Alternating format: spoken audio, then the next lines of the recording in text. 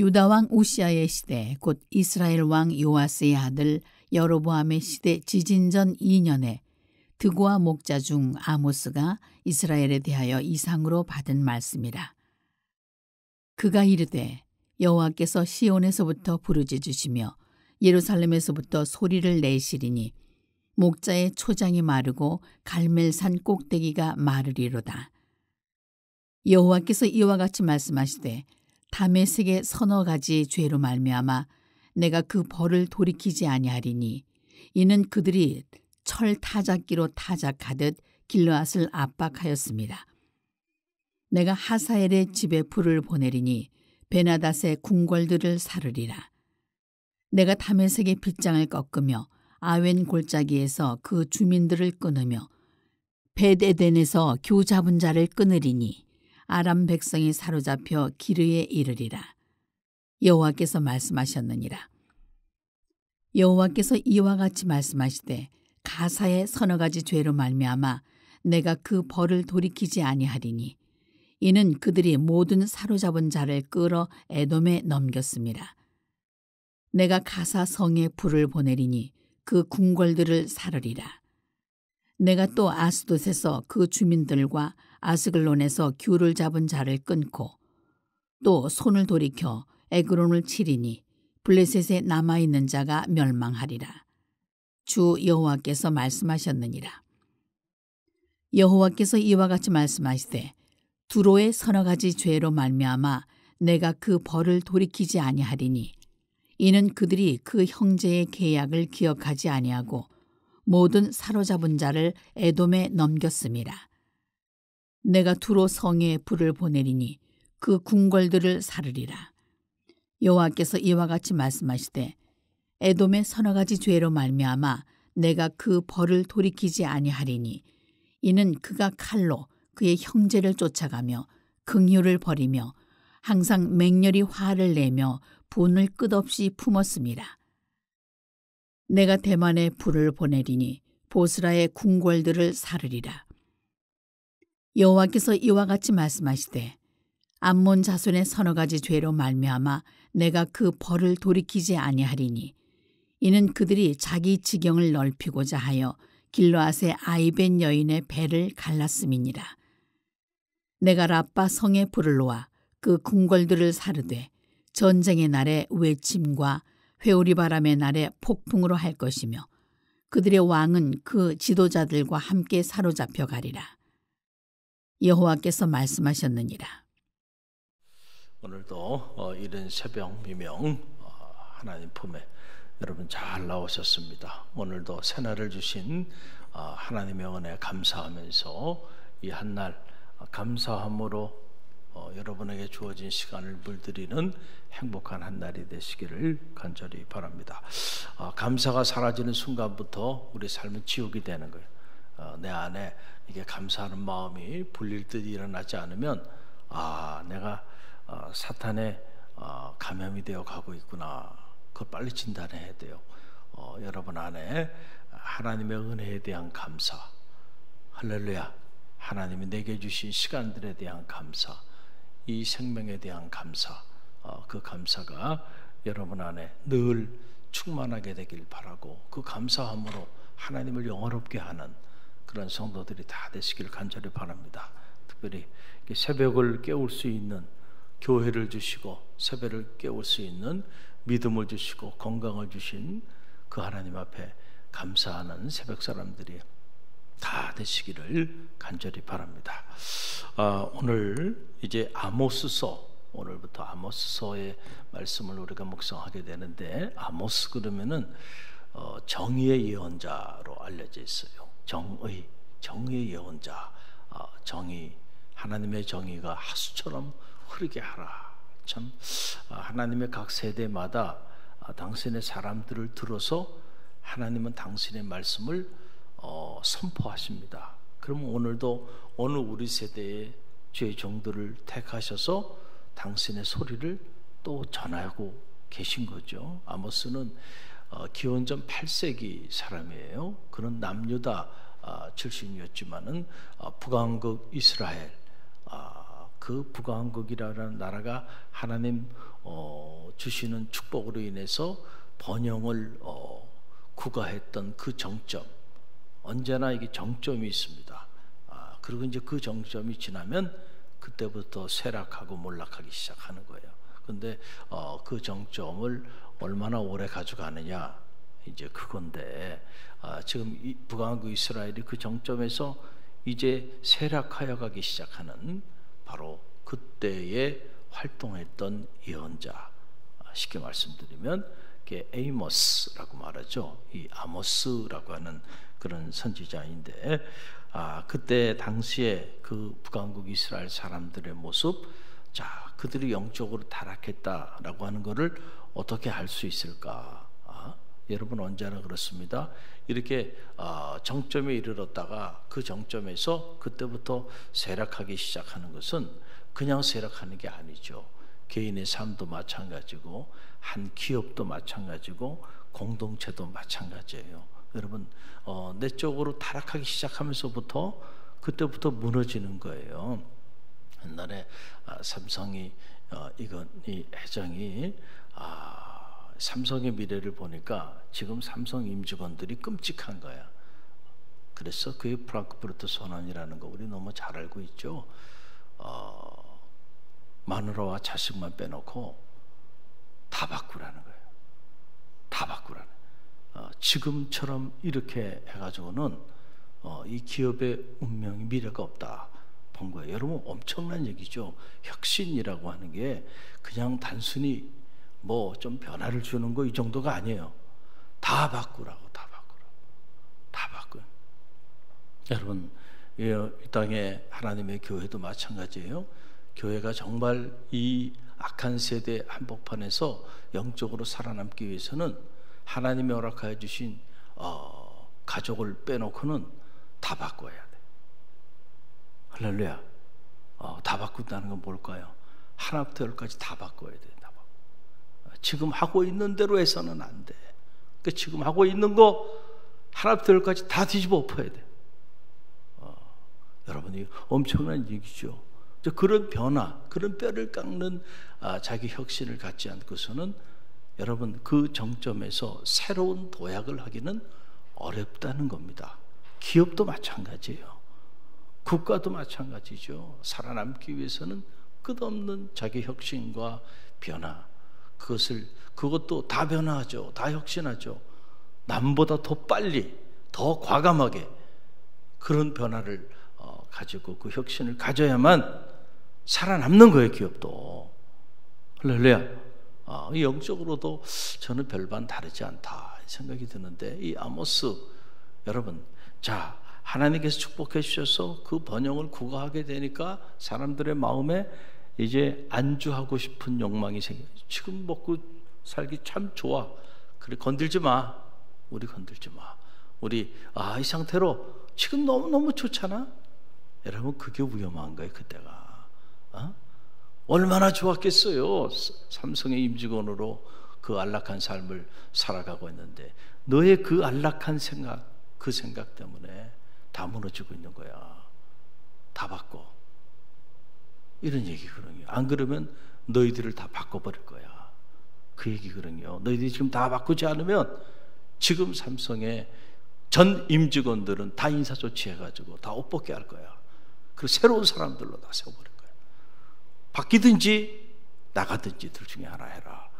이런 얘기거든요. 할렐루야. 괜찮습니까? 이렇게 살아도 괜찮아? 라고 하는 거예요. 영적으로 보면은. 그래서 아모스를 통해서 하나님이 그 당시에 그 북왕국 이스라엘 백성들, 그들이 혁신하지 않았기 때문에 북왕국 이스라엘이 비참하게 722년에 무너져 내리게 된 겁니다. 하나님의 기회를 주세요. 언제나 주의 종을 통하여 말씀을 전합니다. 그런데 중요한 건 뭐냐면 듣지 않는다는 거죠. 듣지 않는다는 거예요. 듣지 않는 게 여러분의 주특기입니까? 하나님의 말씀을 하나님이 전해요. 그런데 주의 종의 말도 한 귀로 듣고 한 귀로 흘러버려. 그냥 사람의 말로 생각해 버린다. 그럼 여러분 하나님의 음성 어디서 어떻게 들을 겁니까? 할렐루야. 저 소리를 나를 향한 하나님의 음성, 우리 가정을 향한 하나님의 음성으로 겸허히 받아들일 수 있어야 한다는 거죠. 할렐루야. 그런데 당시 이 에이모스의 이 소리를 당시 백성들이 듣지 않았습니다. 한 귀로 듣고 한 귀로 흘려버리고 오히려 아모스 이 하나님의 정의를 선포하고 예언의 말씀을 선포하는 그 아모스를 박해하고 그를 돌로 쳐 죽이고자 달려들었다. 여러분, 그게 악한 세대의 모습들이에요. 그래서 무너지게 되는 것입니다. 바로 그러한 이야기가 이 아모스서를 통해서 이제 쭉 전개돼요. 총 9장이니까 아모스서도 대예언서는 아니고 소예언서, 세 번째 소예언서. 첫 번째 소예언서가 뭐예요? 작은 예언의 말씀이다, 이런 얘기예요. 그걸 우리가 분류를 하는 거예요, 학자들이. 진짜 호세아서, 그렇죠? 소예언서였죠. 그 다음에 우리가 지난번에 묵상했던 게 무슨 말씀이에요? 요엘, 3장밖에 되지 않았죠? 소예언서로 분류돼요. 자, 그다음 세 번째 등장하는 말씀의 예언의 책이 바로 아모스서. 총 9장으로 구성되어 있는데 이 짧은 9장의 말씀을 통하여 오늘 우리를 향한 하나님의 음성을 듣게 되기를 주님의 이름으로 간절히 축원드립니다. 이 에이모스라고 하는 말, 짐을 지는 자라고 하는 이름의 뜻을 가지고 있어요. 그 이름 그대로 참 북왕국 이스라엘의 그 영적인 타락상을 바라보면서 하나님께서 이 백성, 이 민족에게 어떠한 심판을 내리실지를 그는 직감하였고 그리고 하나님이 주신 말씀을 목숨을 걸고 대언했던 하나님의 사람. 그래서 그의 인생, 그의 사역은 무거운 짐이었다. 무거운 짐이었다. 그 이름 그대로 무거운 짐이죠. 어느 분이 그러더라고요. 환영받고 싶으면 아이스크림을 팔라고. 그죠? 아이스크림 팔면 다 좋아해요. 아이스크림 싫어하는 사람이 있겠습니까? 그러나 하나님의 진리의 말씀을 선포하는 일은 때로 목숨을 걸어야 되는 일이에요. 왜냐하면 그 세대가 패역하기 때문에, 그 세대가 진리 안에 있지 않기 때문에, 그래서 언제나 박해가 있고 핍박이 있다. 할렐루야. 그래서 목숨을 걸고 선포하는 것, 그것이 말씀을 대언하는 일, 특별히 예언의 말씀을 대언하는 일은 그와도 같다라고 하는 그런 사실이에요. 자, 오늘 1장 말씀인데, 자, 1장 안에는 먼저 이스라엘 중심부에 있었던 여러 이방 민족들의 죄악을 일일이 열거하면서 그들에 대한 하나님의 심판이 그들에게도 임하게 될 것이다 라고 하는 예언의 메시지가 이루어져요. 다메섹, 블레셋, 에돔의 심판에 관련된 그런 말씀인데, 이 다메섹과 에돔에 대한 말씀만 짧게 우리가 묵상하기 원하는데, 자, 다메섹의 죄라고 하는 건데, 과연 다메섹이 어떤 죄를 범하고 있었는가? 다메섹이라고 하는 것은 이 에람의 수도 있죠. 이스라엘의 원수였단 말이죠. 3절로 4절 말씀 보게 되면 거기에 나와요. 3절로 4절 우리 함께 읽어봅니다. 여호와께서 이와 같이 말씀하시되 다메섹의 서너 가지 죄로 말미암아 내가 그 벌을 돌이키지 아니하리니 이는 그들이 철 타닥기로 타작하듯 길르앗을 압박하였습니다. 그랬어요. 이 철 타작기는 이 곡식을 타작할 때 사용하는 세 바퀴 달린 차인데, 마치 이 철 타작기로 타작하듯 길르앗을 압박했다라고 하는 거예요. 그래서 다메섹이 하나님의 심판을 받게 되는 거예요. 여러분, 언제나 하나님의 교회와 또 하나님의 메시지를 선포하는 주의 종들은 박해를 받게 돼 있어요. 언제나 박해를 받게 돼 있어요. 근데 우리 요즘 젊은 사역자들 이렇게 제가 만나보면 이 사실을 잘 모르는 것 같아. 그래서 마치 이렇게 무슨 연예인이 되는 길인 것처럼 생각하고 인기를 구가하고 많은 사람들이 구름뜨기처럼 칭송하고 뭐 그게 성공적인 목회자의 길이라고 착각하는 이들이 있어요. 또 그런 자리에 있는 이들이 자기 스스로 성공적인 목회자라고 착각하는 사람들이 있어요.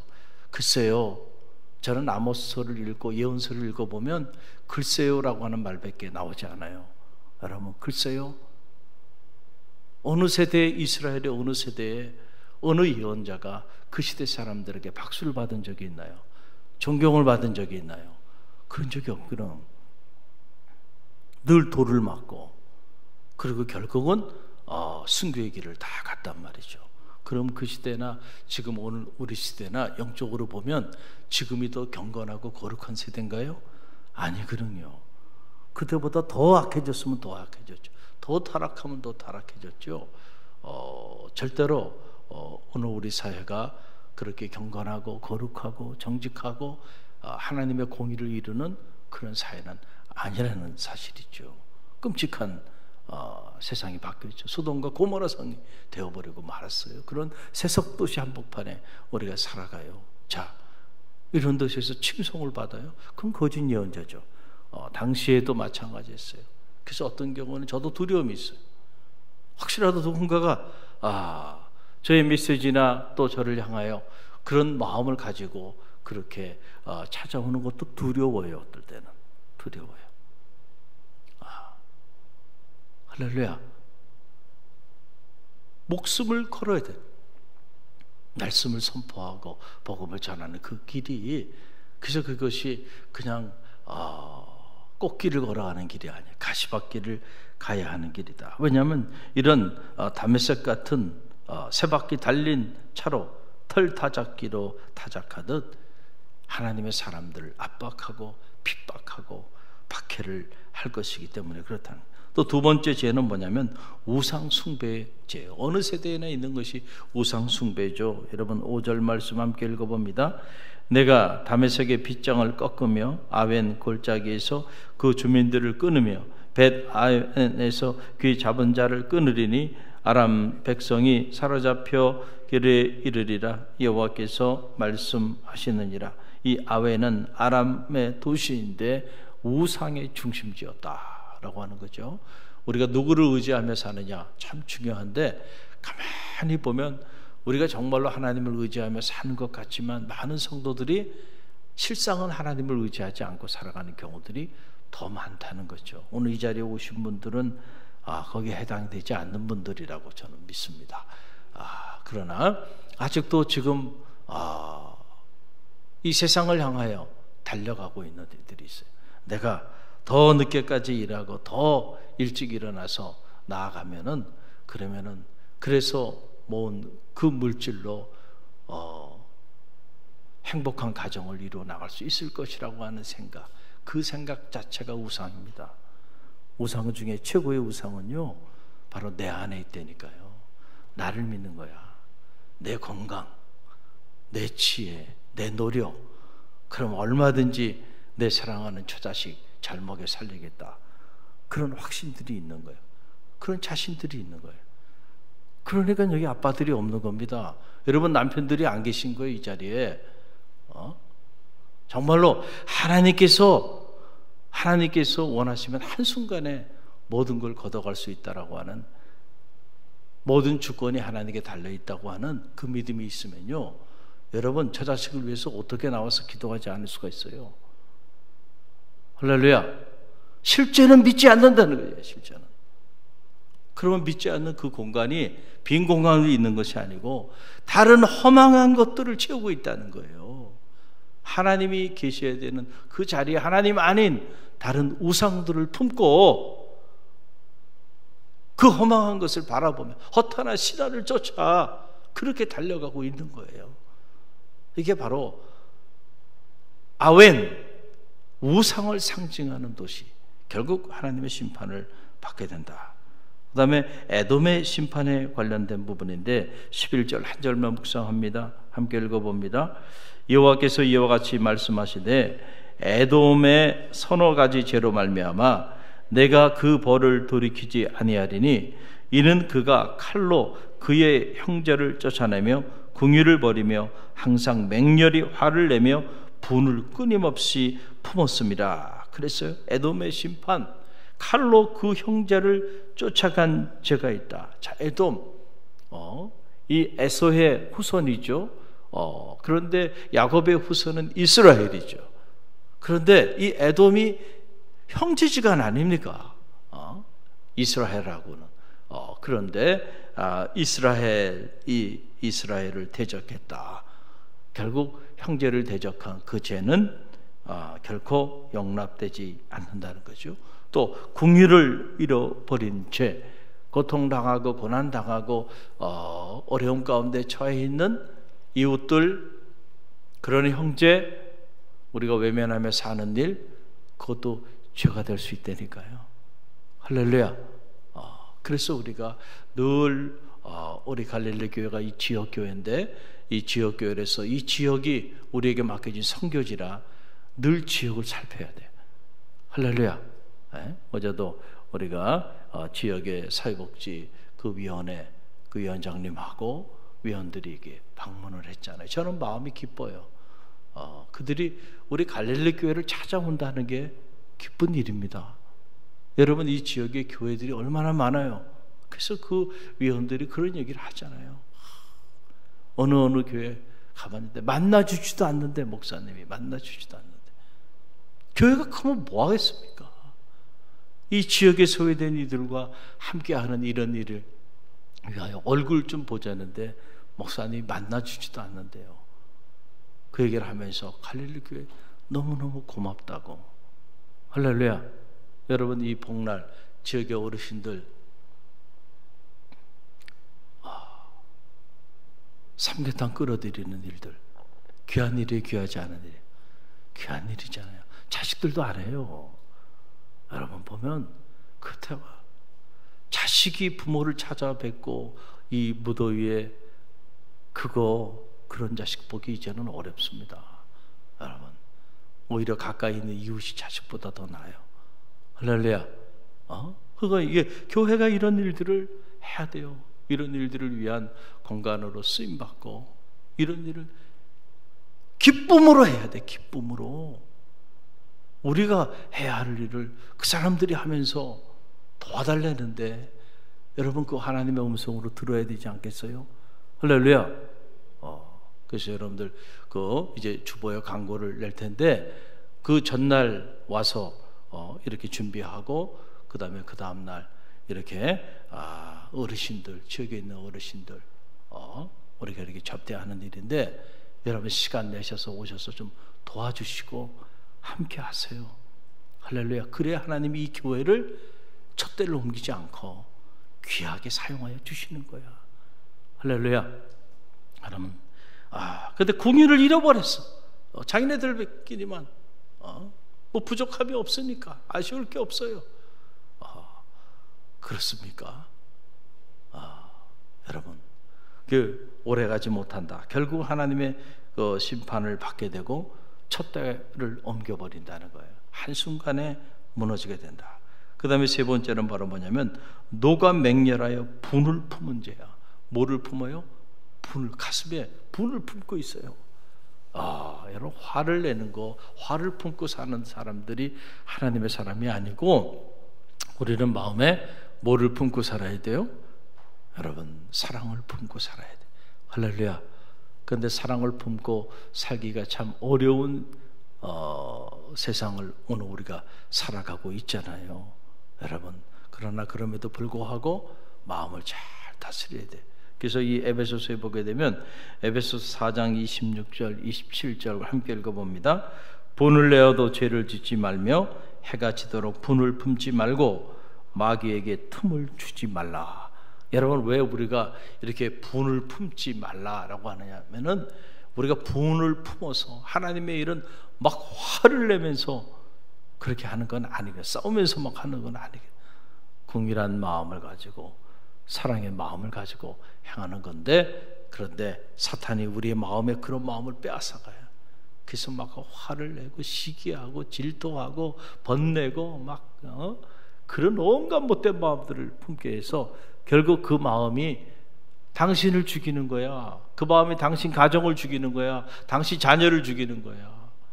그러니까 우리가 어떤 마음을 가져야 하냐. 왜냐하면 마귀에게 틈을 주지 말아요. 마귀가 쫙, 그러니까 하루가 지나기 전에 그 분을 어떻게 하라는 거예요? 다 해결하라. 분이 안 생길 수는 없어요. 분이 생기죠. 그러나 그것을 해가 지기 전에 해결하라는 거예요. 할렐루야. 분을 품고 일주일, 분을 품고 한 달, 분을 품고 1년을 산다고 한번 생각해봐요. 얼마나 여러분의 삶에 끔찍한 일들이 일어나겠는가라고 하는 그런 이야기입니다. 결국은 하나님의 심판 앞에 에돔이 자리하게 된 이유는 바로 조목조목 이러한 죄들 때문에 하나님이 결국은 심판하시겠다라고 하는 이런 말씀입니다. 오늘 아모스서 1장 말씀을 우리가 접하게 되었는데, 죄라고 하는 것은 다른 것이 아니죠. 하나님의 정의를 해치는 가장 무서운 에너지입니다.